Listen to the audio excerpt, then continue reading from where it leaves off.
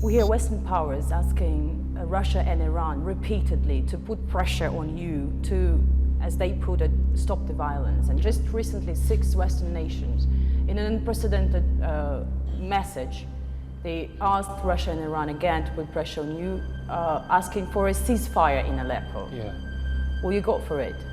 At the time when your army was progressing, they were asking for a ceasefire. It's always important in politics to read between the lines, not to be literal. Doesn't matter what they ask.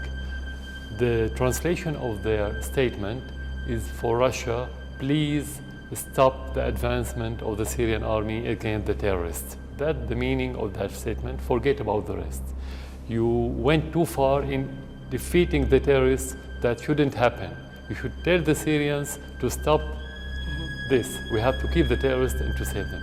This is Aleppo is trending right now for a very specific reason. There's a lot of disinformation propaganda out there by the mainstream media, by the same forces who created this mess.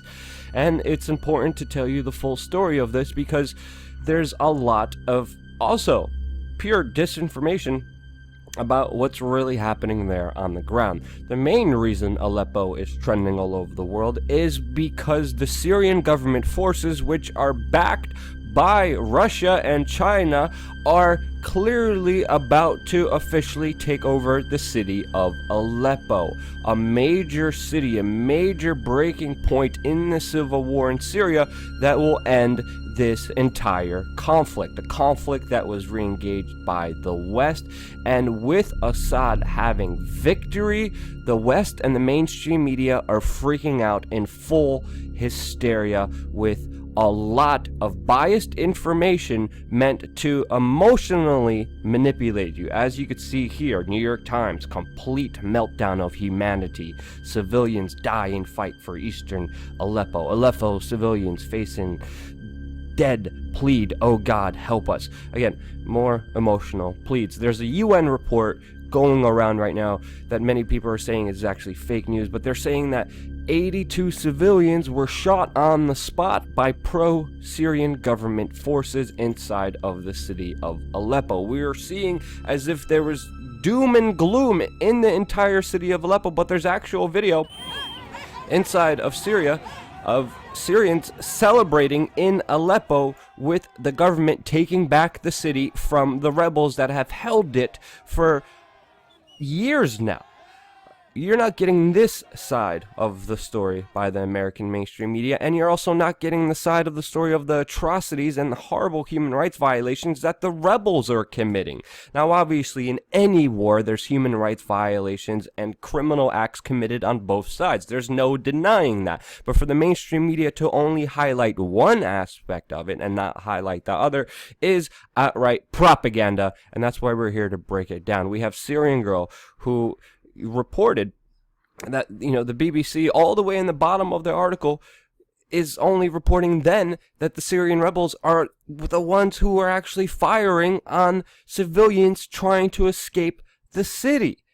You're not getting that in the mainstream media unless it's in the bottom of the story, overshadowed by everything else. And again, BBC reported on this Al-Qaeda rebel group bombing a primary school just a few days ago, but they made it seem like it was Syrian government forces and never really broke the real story of how this was actually the rebel groups. The rebel groups inside of Aleppo who were fearing the loss of the U.S. supporting them, because the United States was supporting them for a very long time. With the win of Donald Trump looks like he will not support the Syrian rebels, have turned to Al-Qaeda and Saudi Arabia and have joined alliances with them. Those so-called moderate rebels that were trained by the U.S., well, guess what? They handed over their weapons to ISIS. U.S.-trained division's 30 rebels betrayed the United States and handed over weapons to Al-Qaeda. And if that wasn't bad enough, U.S. allies in this fight, Saudi Arabia and Qatar,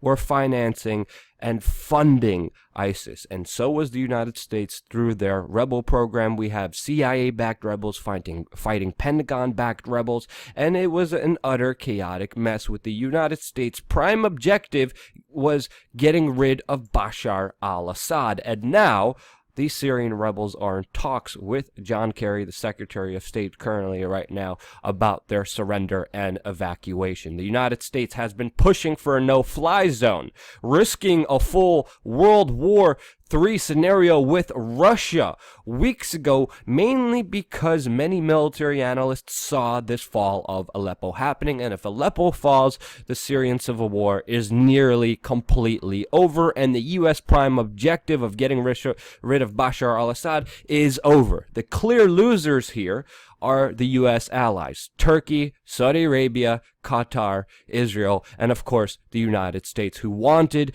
to get rid of Bashar al-Assad, who wanted to balkanize the Middle East, who wanted more divide and conquer in that region, and to plunder all the wealth of the Syrian state with just pure sectarian violence. This has utterly failed, and now China, Russia, Bashar al-Assad, even the Iraqi government that switched alliances from the United States to Russia now to fight ISIS with them and not with the United States, they are the clear winners. And obviously with the end of the civil war, Bashar al-Assad, Russia, China, Iraq, and these other countries will be able to decide their future.